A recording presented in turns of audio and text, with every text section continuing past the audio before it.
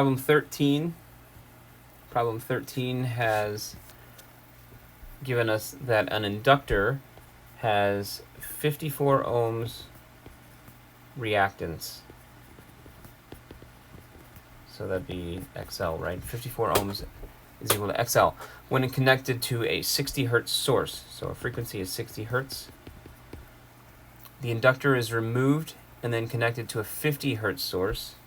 Okay, so this would be like our first scenario. Then our second scenario, we change, right? We connect to a 50 hertz source, and then it produces an RMS voltage of 100 volts. What is the maximum current in the inductor? So we want I max. Okay, so let's recall that inductive reactance is 2 pi times the frequency times inductance. And in this case, it's 54 ohms. And note that we actually are given two scenarios, right? One where we have 60 hertz. It's kind of sloppy. 60 hertz. And another one where we have 50 hertz. So we probably want to take this and separate out F. So we have 2 pi L times F is equal to 54 ohms. Okay, we'll just leave that for now.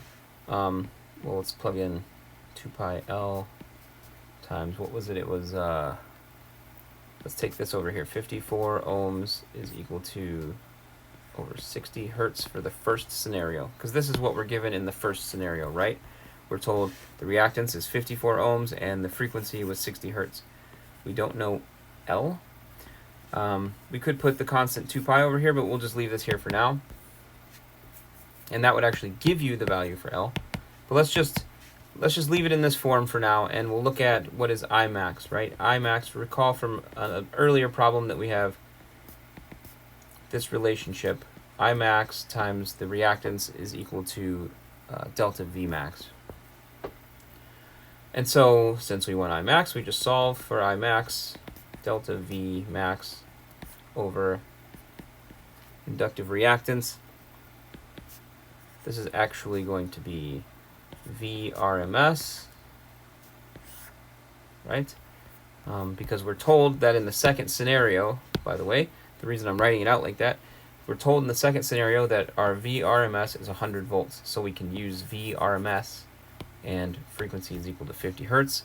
And so now recall that this is 2 pi FL.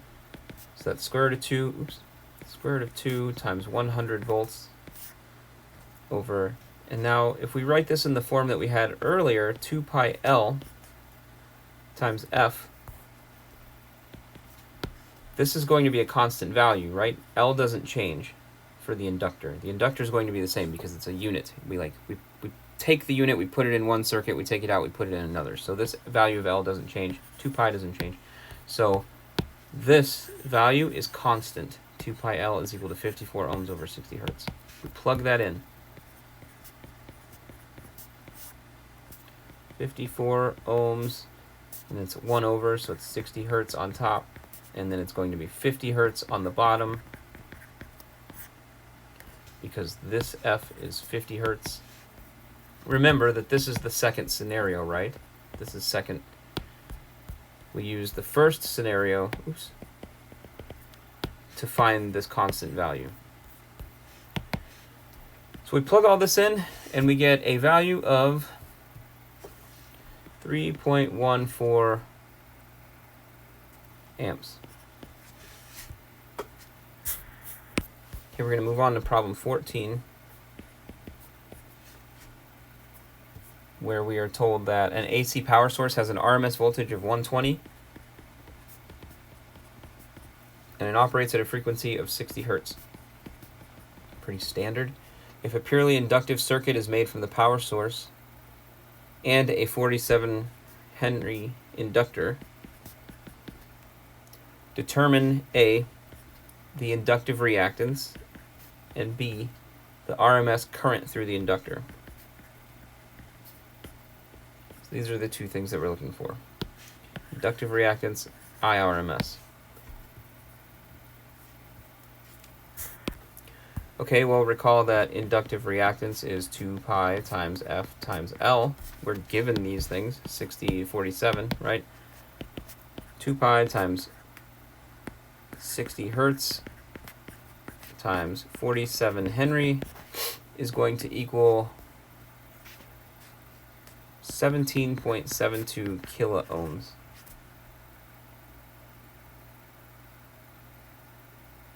That's a lot. Okay, but that's what we're given, and that's what it is. So next we want to find IRMS. And recall that from earlier relationships that we've shown, we have this relationship, right? So we know this we know this value, we know this value. Easy enough. I max is equal to IRMS is equal to VRMS over XL. So then we have 120 over 17.72 kiloohms, excuse me, and that gives us a value of 6.77 milliamps, which actually seems reasonable, so maybe this wasn't so high after all.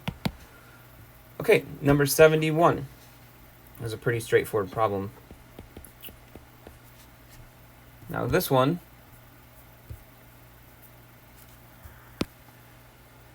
we have, as a way of determining the inductance of a coil used in a research project, a student first connects a coil to a 12-volt battery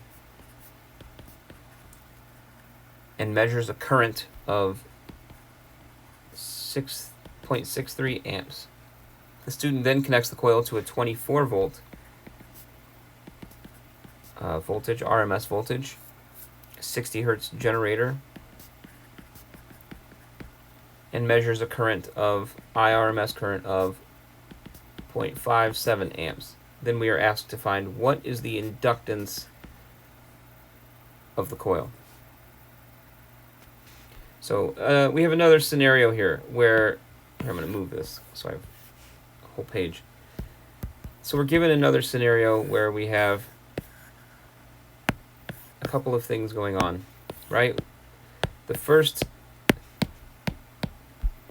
one, we have the coil that's connected to a battery. We find a current. The next one, we have a connection to an RMS voltage source that's on a generator, and we measure another current. And then we're asked to find what is the inductance. So let's consider our first scenario where we have an EMF and we have a current. And recall that we have this relationship, right? So we can actually find the resistance of the battery, or of the whatever is in the circuit, right? So we have 12 volts over 0.63 amps, and that's going to give us a value of 19 ohms equals R. Okay, that's useful. So let's come down here, let's write R equals 19 ohms. Then for the second scenario, let's consider that we have an impedance, right? And our relationship for impedance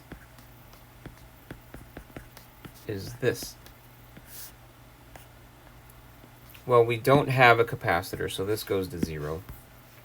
So then that's going to give us R squared plus XL squared.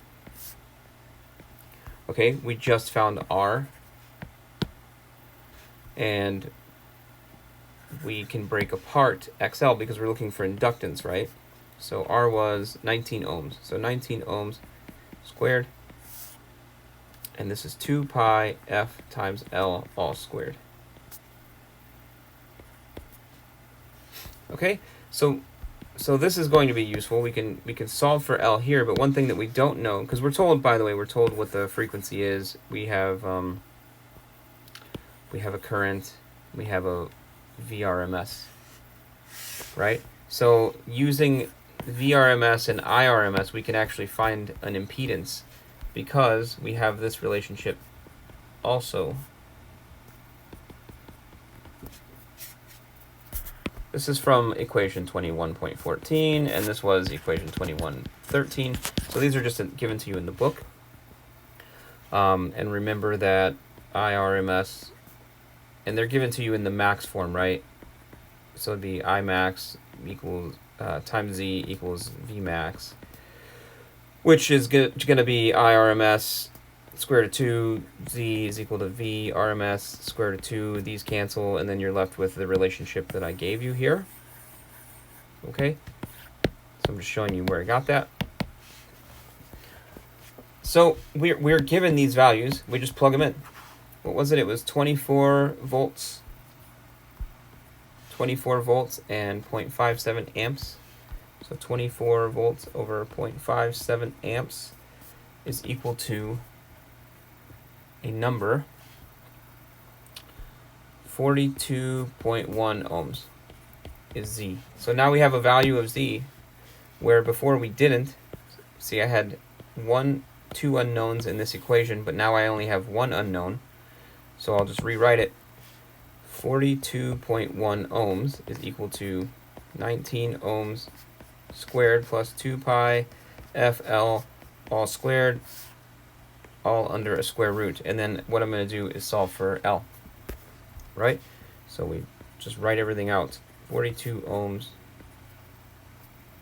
minus 19 ohms squared. This is all going to be under a square root. And then we're going to have 1 over 2 pi F. And that's going to equal L. So if we plug all this in, right, what was this one? This was 60 hertz, I think, right? Was it 60 hertz? So we have all constants. So we plug all these values in, and we end up with a value of L is equal to 0.0997 Henry, or otherwise 99.7 millihenry.